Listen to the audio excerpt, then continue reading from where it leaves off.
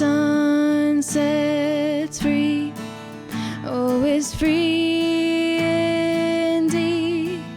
I'm a child of God, yes I am. Free at last He has ransomed me, His grace runs deep. While I was a slave to sin, Jesus died for me. Yes, He died for me. Who the Son sets free, oh, is free indeed. I'm a child of God, yes I am. In my Father's house, there's a place for me. I'm a child of God, yes I am. I am chosen, not forsaken. I am who you say I am. You are for me, not against me. I am who you say I am. I am chosen, not forsaken. I am who you say I am. You are for me, not against me. I am who you say I am. I am who you say I am. Who the Son sets free, oh, is free indeed. I'm a child of God, yes I am. In my Father's house, there's a place for me. I'm a child of God, yes I am.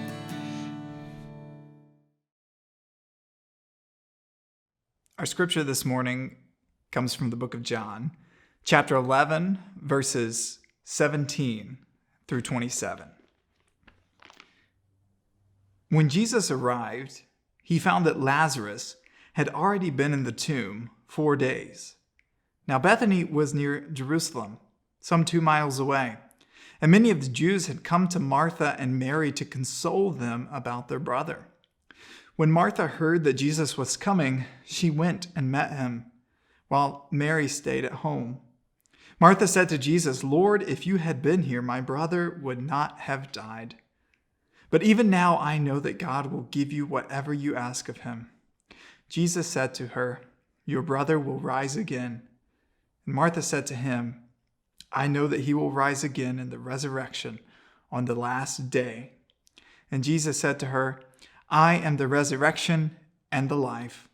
Those who believe in me, even though they die, will live. And everyone who lives and believes in me will never die. Do you believe this?" She said to him, "Yes, Lord. I believe that you are the Messiah, the Son of God, the one coming into the world."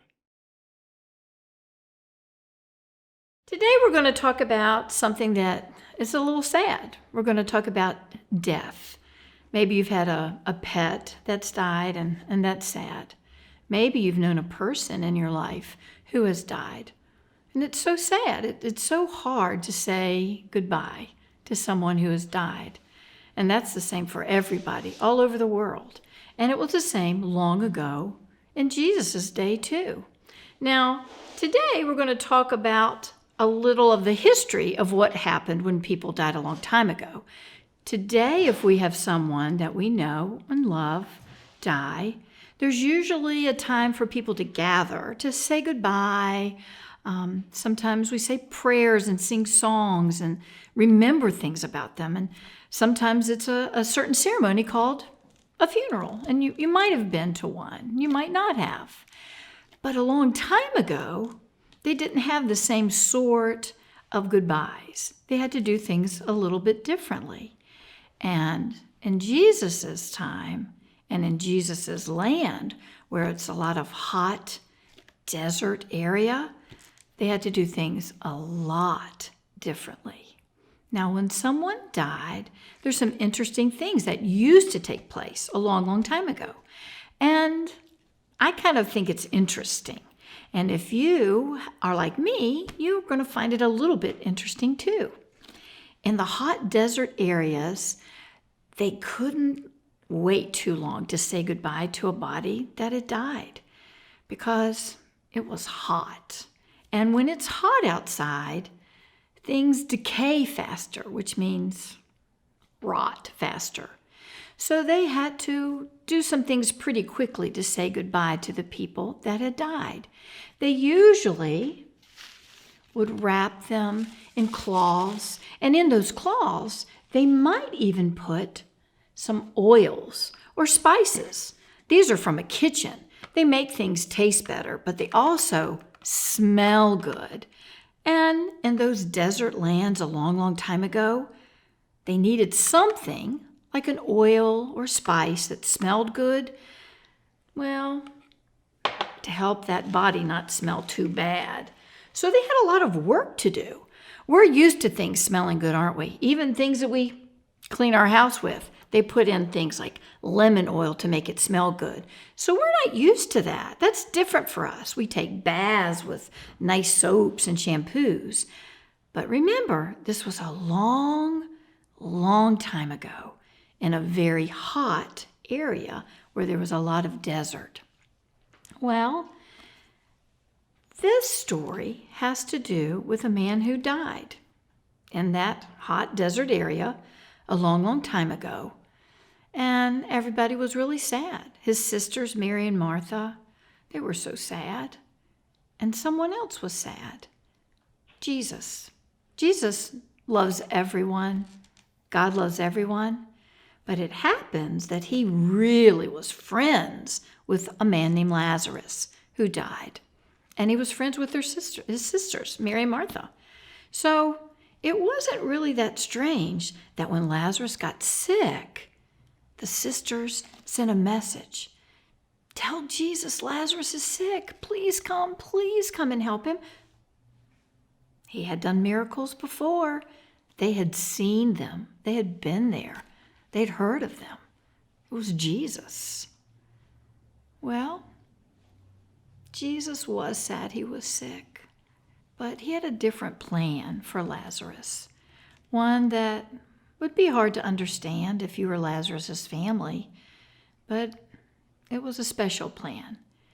Jesus knew that Lazarus was important, and he needed Lazarus to help him teach another lesson. But he waited. Lazarus died, and it was sad. Jesus waited for 4 days before he got to the area where Lazarus lived.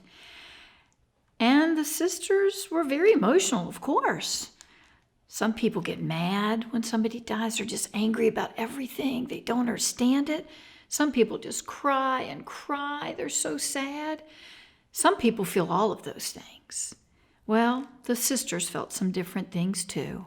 And Jesus talked to them, and Jesus was sad. He cried too. They're like, why couldn't you save Lazarus? Well, he could have, but he had a different plan.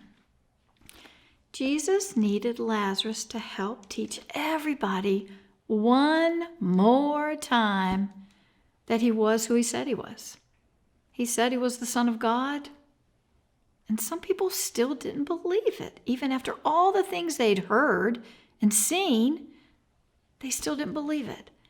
So Lazarus was going to help Jesus another time to show the power of God. And he went to a tomb. Now, a long time ago, they used tombs, and the tomb might have been a big rock. Maybe it had a cave part in it.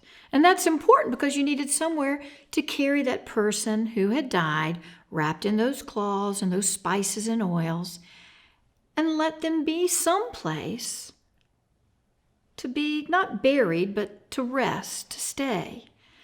And they would roll big round stones, because they had to roll it had to be round, in front of that cave entrance or that tomb entrance that had been chipped out of a big rock to protect the bodies. Some families even had a big area, and all of the family members, when they died, would be together in that tomb. I think that's interesting too. Well, Lazarus was in a tomb, and we're going to pretend for a minute that this is the tomb. Jesus came to the tomb. Lazarus had been dead for 4 days. That's a long time to be dead and somebody want to see you. The sister even said, "Oh, he might not be smelling so good by now." But Jesus knew exactly what he was doing. He told the men to roll that stone away from the tomb. And I'm just going to pretend to roll it away. And inside, it looks like a mummy. And that's kind of what it did look like. Jesus said, "Lazarus, come out." Now, if you were there, what would you have thought? Would he have come out? Would you have been afraid? Would you have run away? Would you have closed your eyes and not wanted to see? Well, Jesus said, "Come out." And Lazarus did. He did need some help because they had bound him in all of the cloths and the oil. And they helped to take things off of his legs and his hands. And he was alive. It was another miracle. Again, it showed that Jesus was exactly who he said he was. He could do things that we couldn't do. It's so amazing that people had to see the same thing over and over, the miracles that Jesus did, to believe that he was the Son of God. He did prove it once again, that he was who he said he was, and he wanted people to do one simple thing: follow him, listen to him, love one another, believe in him. And if you would do that, you will always be right there with Jesus, and they'll be right there with you, just like with Lazarus' family and the story of Lazarus.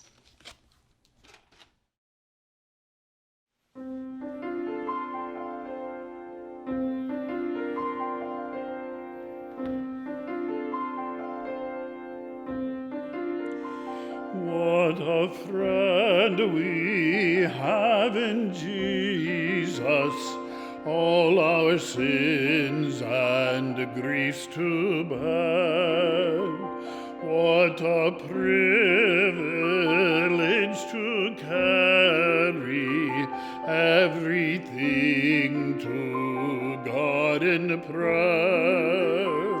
Oh, what peace we often forfeit, oh, what needless pain we bear, all because we do not carry everything to God in prayer.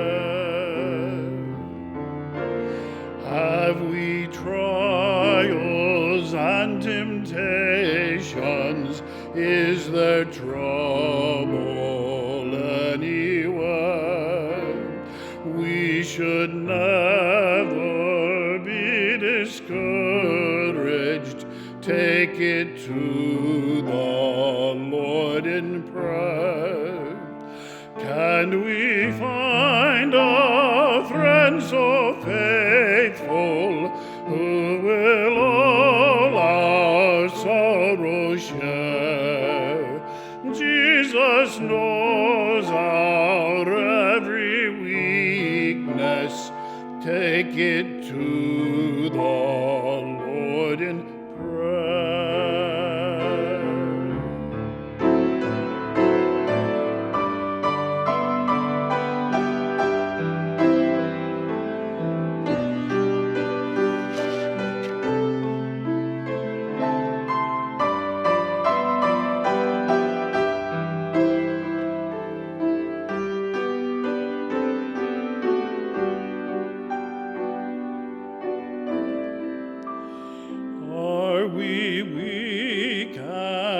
heavy laden, cumbered with a load of care.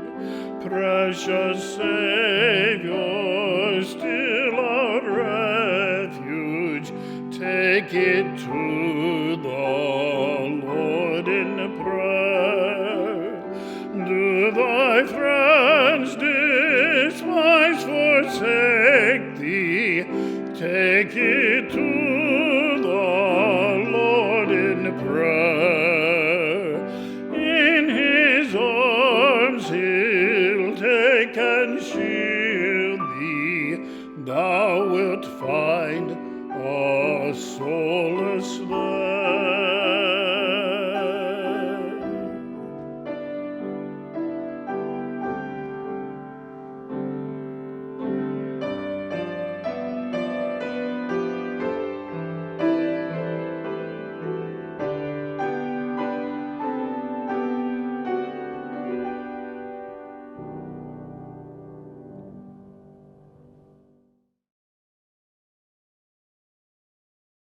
John 11 is a perfect example of what we mean by liminal space.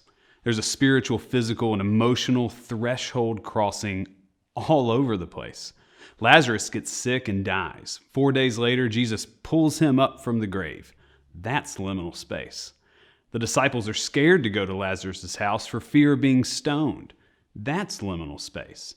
Mary's beside herself and can't pull herself to leave the house. That's liminal space. Martha's enraged as she mourns her brother's death and she stands on the edge of town waiting for Jesus. That's liminal space.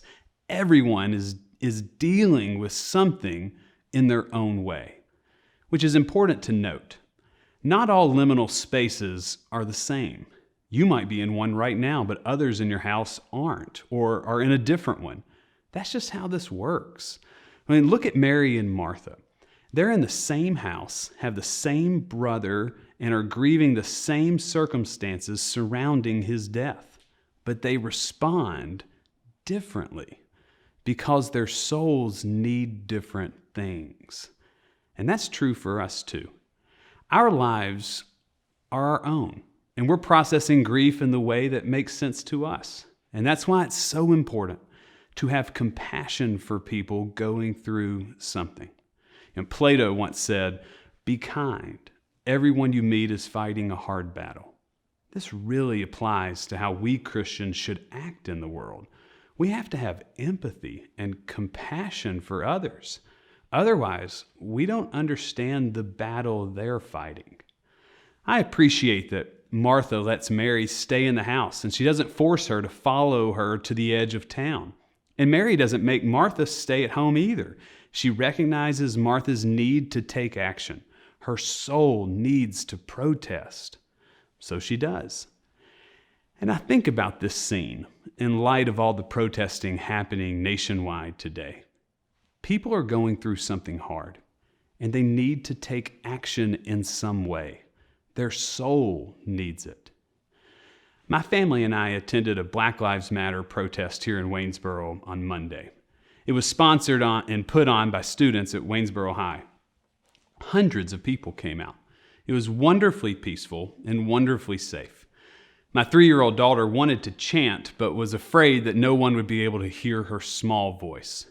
So she made a sign instead that read, "I love you." There's something in that for all of us to hear. My colleague and friend who pastors Christ Tabernacle preached. He was compassionate. It was an altogether lovely, peaceful protest. The students did something good. They're like Martha. They needed to go to the edge of town and prepare to make a statement. They wanted their voices to be heard. And it was a voice of solidarity, inclusivity, and love.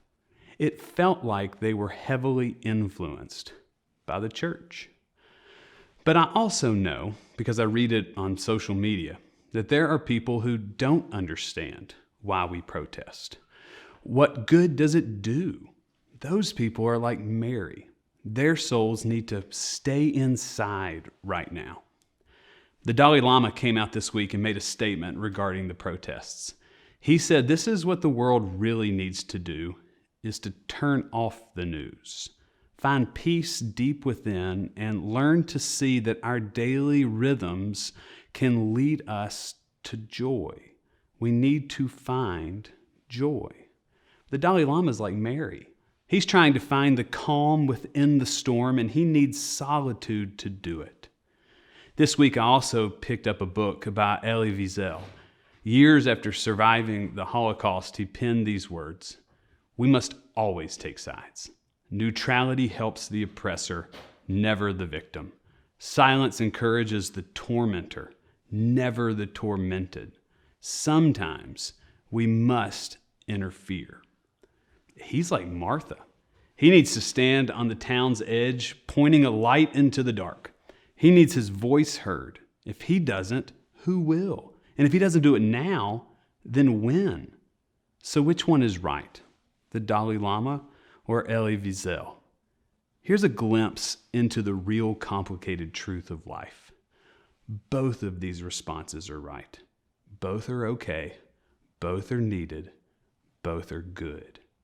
What's not good, though, is when we choose our path, but we can't look with compassion at the other who chose a different one. Mary and Martha let each other do their own thing. They didn't belittle or bemoan each other. They listened to what their own souls needed and made space for the other to do the same.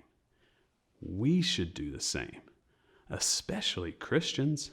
Those of us who pledge to imitate the life of Christ should be the first to do the hard inner work to figure out what it is our soul needs. And then we must develop the capacity for compassion for those who respond differently. Now, I'm not suggesting that we condone illegal activity. Looting, rioting, I get it. It is troubling. But so is the scene of the man who drove his car into protesters in Richmond. Those who feel unheard, they act out. That's why we as Christians must take a chapter from Mary and Martha and learn to see the other with compassion. The truth is, there may be people like Martha to our Mary, and there's nothing wrong with that. There may be people like Mary to our Martha, and there's nothing wrong with that either. We are all in this grief together. The racial unrest, the oppression, we're all in this life together. But that doesn't mean we all respond and need to respond in the same way. Liminal space reminds us that there's no one perfect solution. Life's not simplistic. It's complicated on multiple fronts, multiple vantage points, multiple options with multiple ramifications for multiple decisions. There's no one right choice, and that's okay. But a choice does have to be made. We can't stay in liminality. Even though we don't have clear boundaries or understandings, we still have to choose. My hope is you choose to step forward in faith, not back in fear. God's good future is forward. Even when it's painful and you can't see it fully from all the confusion and darkness, it's definitely not backwards. Life can't go backwards. We can't become more unconscious and see that as progress. Not listening to the cries of those who are struggling can't be our best option. Not giving voice to the voiceless can't be what our churches are preaching. Not creating a sustainable life for all people can't be what tomorrow holds. The church must be a catalyst, a safe space. It must help people recognize their liminality and then provide opportunities to step forward beyond sin, beyond despair, beyond darkness and apathy and pride and arrogance. The church must help people develop compassion for both self and one another. And Jesus in John 11 shows us exactly how to do this. Watch this interaction with Martha. This is amazing. Starting in verse 17. When Jesus arrived, he found that Lazarus had already been in the tomb for 4 days. Now Bethany was near Jerusalem, some 2 miles away, and many of the Jews had come to Martha and Mary to console them about their brother. When Martha heard that Jesus was coming, she went and met him. while Mary stayed at home. Martha said to Jesus, "Lord, if you would have been here, my brother would not have died." In anguish, Martha cries, "Lord, if you would have been here, my brother would not have died." This is the voice of pain. "Lord, I sent word. You could have made it. Lazarus lasted for 4 days. You could have been here, but you weren't, and my brother died."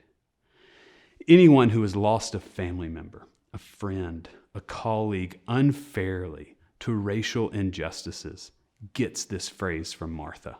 "Lord, if you would have been here, my brother would not have died." This is the cry of protest. And look what Jesus does. He takes it. He listens. He lets her anger speak. He doesn't shut her down. He doesn't overshadow. He doesn't belittle her feelings. He doesn't make himself the victim. He just doesn't talk at all. He lets her protest. He makes room for her anger. And it's the only moment we get in the Gospels. He actually weeps. He takes Martha's righteous anger. He holds it. He hears it. He meets her in the midst of it. He weeps with her. This is compassion. And he does the same for us today. There's so much engagement here with Martha. It's actually easy to miss that also in the story, Jesus then meets with Mary. Both Martha and Mary have their moments with Jesus, and they actually both say the same sentence to him, "Lord, if you would have been here, my brother would not have died." This just shows me that Mary and Martha's grief, it isn't that different. It stirs from the same place in the soul. It just manifests differently. And thankfully, Jesus bears the capacity and the compassion to meet them both in their pain. There's a great deal of theology that's bound up in pain. Barbara Holmes is a Black womanist theologian that speaks and writes about the theology of pain. She says that we must admit and own it, enter into our sorrow, and when we do, we find God. God meets us in our pain. God shows up in our protest and in our solitude. Our pain, when it manifests, can lead us to God. And this may be the most important aspect of liminal space. We have to turn and recognize our own pain and name it.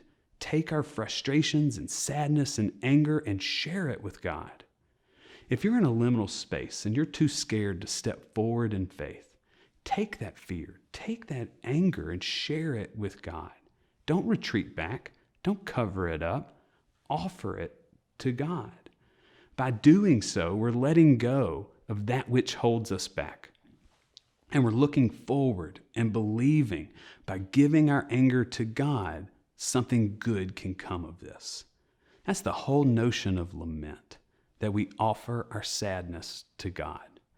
And that's what Martha's doing when she protests. "Lord, if you would have been here, my brother would not have died." And that's what our Black sisters and brothers are saying too. "Lord, if you would have been here, Ahmaud Arbery and Breonna Taylor and Tamir Rice and Trayvon Martin and Philando Castile and Michael Brown and Manuel Elise and Eric Garner and Sandra Bland and George Floyd would not have died." These cries for Black lives, they matter.